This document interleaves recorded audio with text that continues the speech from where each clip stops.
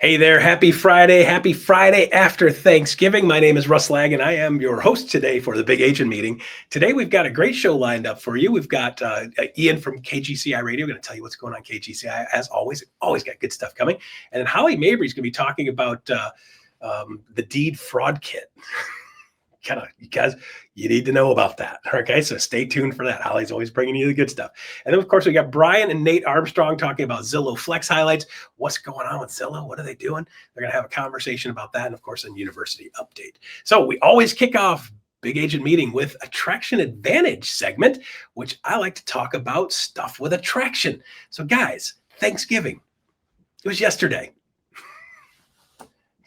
I had to tighten my vest because I ate a lot of Thanksgiving, right? So with that said, one of the things about Thanksgiving that's interesting is if you're paying attention to this stuff and you get into it, it's about things that you are thankful for, right? Things you are thankful for, and you're hanging out with people that I hope for you guys all that you have good relationships with. So when you think about the people that are closest to you in your family circles, and you think about the people that are closest to you in your friend circles, you treat and act and work with them very differently than you do with random strangers. But what we've got to start to look at is saying, if you want the people on the outside to be part of your inner circle, you have to start talking and teaching and training and coaching and loving them like you hopefully love your family and love your friends. Because guys, this is a relationship business. So one of the things we've got to start to do is start approaching relationships in the right way. A big part of attraction is instead of approaching a relationship saying, hey, how do I get something out of you? The first part of that relationship is how do I give something to you? So part of Thanksgiving holidays, giving people Thanksgiving dinner. Kidding. Right? But this part of the thing is the giving part is make sure you take a piece of yourself and you give a little piece of yourself. Take a part of your business and give a little part of your business. So approaching relationships in a manner where people feel like you give consistently to them makes them want to be around you more. So the people that are in relationships where they feel like you're trying to get something from them are going to run from you because it's the way human nature works. So with that said, think about Thanksgiving, giving to them consistently versus trying to get something from them consistently. And you're going to find that people's reactions and actions around you are going to be a lot more favorable. And you're going to find people want to be around you more, and people are going to be much more likely to want to join and be around your business. So with that said, let's kick it off to Ian Wheatley. Ian Wheatley for KGCI. What's going on at KGCI? Ian, take it away, brother. Hey, thanks, Russ. Hope you and yours had a wonderful Thanksgiving. Now, real talk. You've spent the past 30 minutes watching the Big Agent Meeting and trying to write that perfect Instagram caption. You post it once, you get 5 likes, and then it's dead. That scenario sound familiar? Yesterday, for me, it was bouncing between turkey basting, potato whipping, and Instagram captions. And last I checked, we're out here as licensed real estate agents, not full-time content creators. And it so often feels that we are either out here needing to be that in order to win on social media, or our marketing has to be wicked complicated. And that problem creates time debt.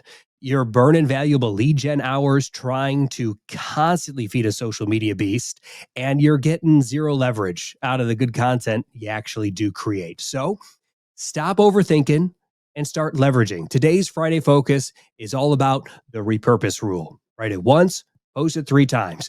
We are giving you the ultimate workflow to turn a single idea, say a market update, into a reel, a LinkedIn post, and an email script.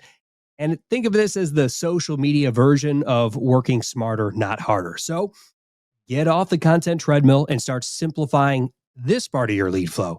Download the always free Real Estate On Air mobile app for iPhone and Android right now and dive in as soon as the Big Agent Meeting is done. Take some notes, and don't forget about that Mindset and Motivation Monday to start the final month of the week strong, coming your way on KGCI, Real Estate On Air.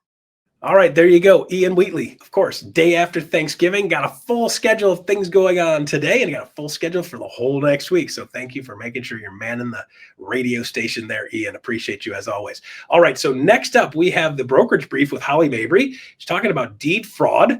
We have a new toolkit, by the way, exptoolkit.com. Always the place to find all of our toolkits. Take it away, Holly Mabery. Happy Thanksgiving.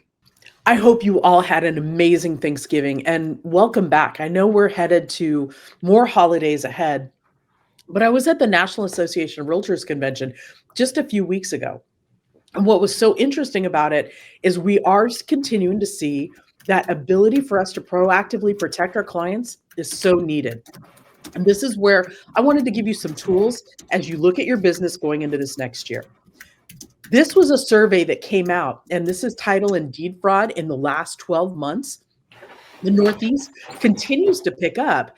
And what was so interesting here is vacant land is the most common that we see deed fraud in. But this is what's interesting. It's happening in subdivisions. These aren't big tracts of land that are out of town. This is in a subdivision where you could see house, and a vacant lot. What's important here is how we stay proactively prepared and have conversations with our clients or prospective clients, and we just understand. So the types of properties, usually we're seeing the residential land. We are starting to see a rise in detached single family homes, especially if they've been used as a vacation home or something along those lines. So really be thoughtful. You should be kind of consistent in your business across the board. Now, current policies and solutions that we're seeing in a lot of places that are really helpful, the electronic notification system.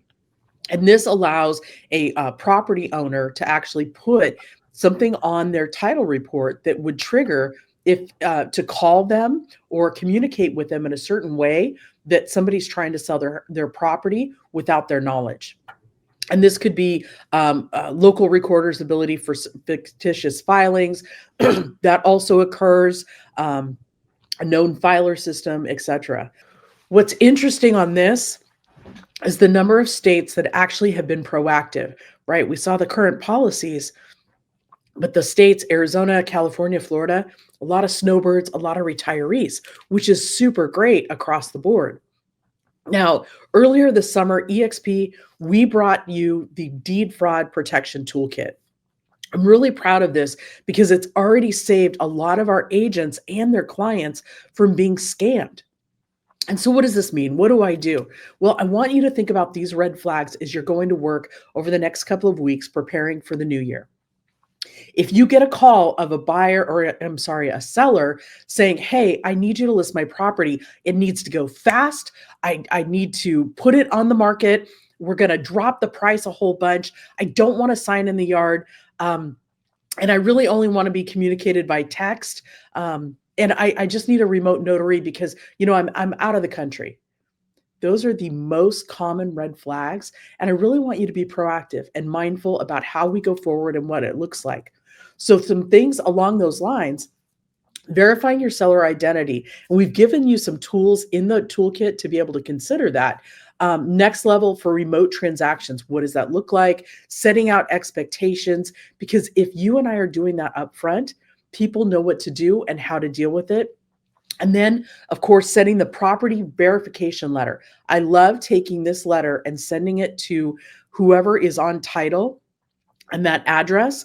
And it's amazing. That's actually what saved one of our agents out in Nevada from listing a property that was about to be, basically defrauded. So there's a whole bunch of escalation to procedures within the toolkit to really help you and your client go forward. At the end of the day, I always want you to trust but verify. So leverage those online tools that many of us have access to through our MLS or our local association, whether it's Forewarn. I love fastbackgroundcheck.com. I'm able to pull things up, look at people, who their connections are, where they live, and if it even makes sense. And then, of course, the seller verification letter. I want you to use this toolkit, and you can get to it directly through this QR code, or you can always go to exptoolkits.com/deed fraud. Thanks, guys. Happy Thanksgiving. All right, there you go. Holly Mabery, always making sure you know what's going on. And by the way, just as a reminder, exptoolkits.com is where you can find all of our toolkits. I've lost track of how many we've got. We've got buyer ones, we got seller ones, we got growth ones, we got co-sponsor ones, got stuff for onboarding, right? So all the toolkits are exptoolkits.com. Make sure you check that out and scroll down. All right, so next up, we have Bryon Ellington, Chief Learning Officer, and Nate Armstrong. Here is some highlights from their conversation about Zillow Flex. Take it away, Bryon and Nate. For sake of context, how big is y'all's team that you coach? Yeah, so we're just about to cross over about 60 agents. We're in 5 different states now. So Florida, Boston, Arizona, Texas, and New Mexico. But our main hub where we're most, I think we're just around like 35 agents is in New Mexico. And during your calls, as they're kind of self-selecting in through these services, are you talking about Zillow Flex specifically in your conversations with them? I do bring up Zillow Flex because we have Zillow Flex in New Mexico and Dallas. So we're able to get those 2 markets with a Flex account. We're working on Florida. That's kind of our, oh no, and actually, no, we have Zillow Flex in Boston too. So we have 3 different Flex accounts in 3 different states. And we're working on Florida. That's kind of our next, Florida and Arizona. We're going to see which one moves a little bit quicker. But no, if they are in the market for that has a Flex account, I do mention Flex because that is a very big value add. Yeah, no doubt. And what do you say about it? So, well, and probably when you were talking to Christina, we operate a little bit different than everyone else. We have a full-blown concierge department that's in-house. So I kind of touch on the base that 1, we have a Flex account because if you do have a Flex account, that already kind of is an accreditation it's a credential in my opinion. It means that you are a producing team that Zillow goes, hey, we want to partner with you, especially in a market like Albuquerque where there's still MVP pricing, where only 3 teams got Flex. Initially, we've been only one of 3 for the last 4 years. They just brought on 13 more teams as of a couple weeks ago, but that's because usually market indicators mean that they're going to flip fully over to Flex. And so we know that was kind of coming, and it's probably going to happen in some of our other markets. But I do mention that where it's like, hey, we have a partnership with Zillow, and it's because of her performance. Now, that was pretty cool. As I get to throw that stat out that we were the #1 sell team for Zillow in last year of July across the nation, which was really cool too. So I definitely hit on at least that being a credential as to why we're a performing team. Okay. And I know that you guys have an ISA team. I think that's what you mean when you say you're concierge. Oh, yes. Yeah. We just call them concierge. Yeah. And Christine and I talked about that at length. It adds a different dynamic into the conversation and into the training and onboarding as well. So I'm curious, once you got these individuals, they say, yeah, that sounds great. Can't wait to join. Are we putting them through any sort of sniff test, PACES tests before we say welcome to the team? And then same question when we bring them to the Zillow Flex team. Yep. So we don't really differentiate between our lead team and Zillow Flex team, but we do have a kind of, you got to earn the right on the lead team. So what that kind of looks like is, well, 1, we have a summit, or we call it summit, which is a 1-week condensed course where you meet all of our reps. We try to run it about once a quarter, but it's recorded so they can view it online. So if we recruit an agent in between summits, we just have them go view the videos so that they can get kind of familiarized with our systems and a part of those trainings are lead flow, accountability. I do an in the fields training too, like what we expect when you go on the first appointment, what we expect on that first phone call. And then essentially what happens is once they complete summit, they go into our summit leads, our class channel essentially. And so any lead that's not picked up in our lead team will then drop in the summit leads channel where they get an opportunity to prove to us that they are ready to work leads. And if they convert 1 lead out of that summit lead channel, then they get upgraded to the lead team. And then once they're at the lead team, Christina probably mentioned, we have very hardcore metrics that they have to meet on a weekly basis to even be a part of that lead team consistently. Can I switch gears with you? I want to ask you about coaching to conversion. So I've been talking to these top converters, and you have several on your team that distance themselves from the rest of the team in terms of their conversion metrics. What is it about them that lends itself to that? And how do you train and coach to that for the next group?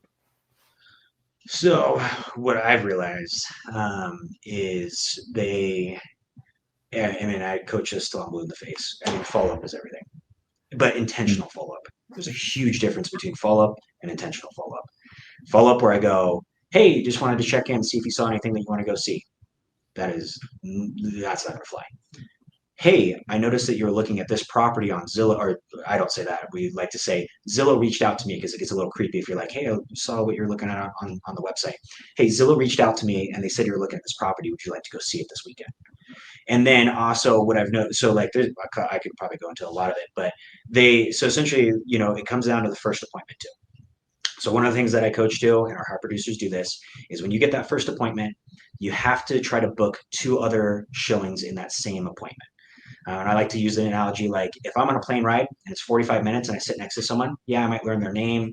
I might know a little bit about them. But if I'm on a plane ride from there to Japan, by the end of that plane ride, I know that they have kids. I know what line of work they're in, because I have the time to do that. Same concept with showings. If I only have one showing, 15, 20 minutes. I have 15, 20 minutes to build rapport with you. If I have 3 showings, cool, I got you in the car for an hour. I'm going to know way more about you. I'm going to know the cadence. I'm going to know what you're kind of looking for. So that's one. The second thing is setting expectations at that first appointment too. So what I always like to tell them too is if I saw properties with them at 11 a.m. on Saturday, I'm going to probably assume that they're available next Saturday at 11 a.m. Will I try to book an appointment sooner? Absolutely. But I'm going to go ahead. Usually I'm going to say, hey, when would you like to go see houses next? And they're like, I don't know. I'll have to check my appointment or I'll have to check my schedule. Well, do you think you might be available at the same time this week, next weekend? It seems like you might be available on Saturdays. Yeah, I typically am. Okay, perfect. What I'm going to do is I'm going to go ahead and block out an hour for us next Saturday and just expect I'm going to be sending you a list of properties. And I always tell my agents too, this is one of the other things that I think is for our higher converters, they do it too. I'm not going to send you 15 properties. That's analysis paralysis. What you do, I like to use the analogy of like an ice cream shop. If I walk up to an ice cream place and there's 31 different flavors, I'm pretty concise if I'm going to pick one real quick. But my wife, oh my gosh, we're going to be there for 10, 15 minutes. And she's going to try all of them. And what's going to be funny is she's going to still pick one and still thought she should have picked mine. Stop describing my life, Nate. Stop describing my life. Yeah, but I mean, it's the same thing with buyers where I'm like, listen, do not send them 15 to 20 properties. They're not going to know what to do. Send them 2 or 3 that fit their parameters based on the criteria they gave you, and they're going to pick 1 or 2 of them. And so that's another thing is, hey, set the expectation. I'm going to send you properties by a certain amount of time too. So I'm really big on setting time limits. I'm going to send it to you at 5 p.m., before 5 p.m., whatever the case may be, not later this evening, not tomorrow. I set a pretty specific time for them. I'm going to be back because I know when I'm going to be back in front of my computer. I know what my schedule looks like for that day. So I'm going to send you a couple properties by 5 p.m. Do you think you might be able to take a look at them at that point? If they say yes, cool. Now I have an expectation I can hold them to. So then when I send those properties and I go, and usually what I say too is like, hey, just give me a thumbs up if you want to go see all 3. Or if you don't like one of them, just let me know why so that I can continue to kind of narrow down your search to make sure that I'm only sending you properties that actually fit your criteria. And so then once we actually kind of do that, that's where, we'll set the expectations. Now we already have our next appointment set as well. So that's a big thing. And then, the follow-up part is, being just super intentional about the follow-up. When I follow up with someone, I try to reference the last point of follow-up. And if say they're like, we're going to go on vacation for 2 weeks, whatever the case may be, I'm going to mention that in 2 weeks, but I'm also going to set the expectation. Cool. Is it okay if I follow up with you that Wednesday when you get back, give you a couple of days to kind of settle down? Again, I'm setting a specific time. So what I've noticed with our highest producers is they're super intentional with their follow-up and they're doing all of that stuff with every single lead. And you're going to have people fall off. You're going to have people ghost you. It's the name of the game. But if you do it with every single lead, your conversion is going to be way higher than if you were to try to guess and choose who you're going to do it with. All right, there you go. Bryon having conversation with Nate Armstrong. If you want to see the rest of that video and a full length of that interview where Bryon's talking to Nate in more detail end to end, jump on to the EXP Realty YouTube site, type in EXP Realty Live, or you can type in EXP Realty Nate Armstrong, and it'll pop you straight to that session with those two, and you watch the thing from end to end. All right, next up, we have the one and only Alyssa Specht talking about what's going on at the university. Take it away, Alyssa. What's up, big agent meeting? Alyssa Specht here, back with your weekly university spotlight. My friends, next week is going to be fire. We've got fresh strategy. We've got some solid systems and all the tools that you need to keep your momentum rolling. So let me give you the rundown of what to expect next week, starting with Monday. Monday, we have Level Up with Livia Petro. So get ready for a masterclass in modern lead generation. Now, Livia is a creator with over 44,000 followers on Instagram, and she's here to show you how to turn Instagram Reels into a consistent lead machine. So she's going to talk about how she generates hundreds of leads a month and give you the blueprint there. And she'll talk about how to set your profile up that will help you boost your visibility and how to convert viewers into clients. So guys, you do not want to miss that. Again, that's Monday on Level Up. Now let's take a look over to Tuesday. Tuesday, we're back with another AI accelerator. The accelerator keeps getting better, and next week we're diving into the automated marketing systems that generate leads while you're out there living your life. So make sure you go to expuniversity.com to enroll in that. Again, that's Tuesday for the AI accelerator.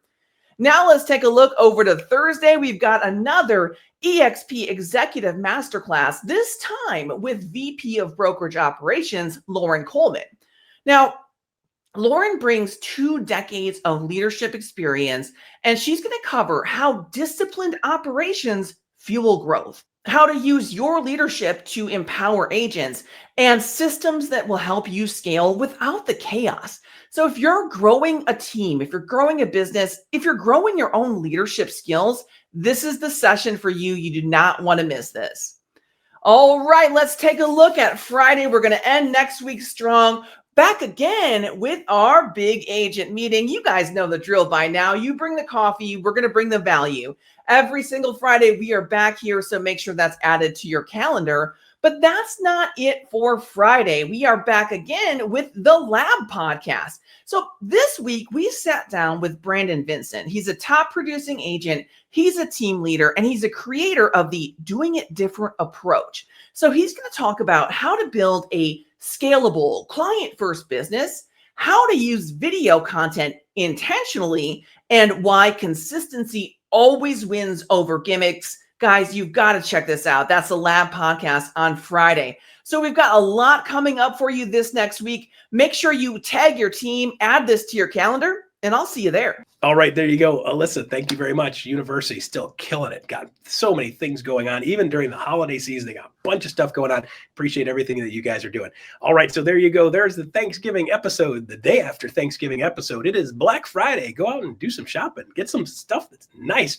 Getting lined up ready for Christmas time. Right now is a time to be connecting with family, connecting with friends, connecting with your clients and past clients and future clients, making sure you're building stronger relationships as you go. So with that said, here's a QR code. Let us know how we did today on the day after Thanksgiving. Let us know how we did. Give us a rating on a scale of 1 to 10 and give us some feedback. Let us know if you want to add any details. We'd love to see those details. You want to send something in funny? Put that in there too. Always like those also. All right, there you go. There is the Good Friday. Thanks, Good Friday, the Black Friday. It's not Easter yet, man, but it's around the corner. There is day after Thanksgiving. I'm still in a half a turkey coma. I will see you guys next week on the Big Agent Meeting. Have a great holiday weekend.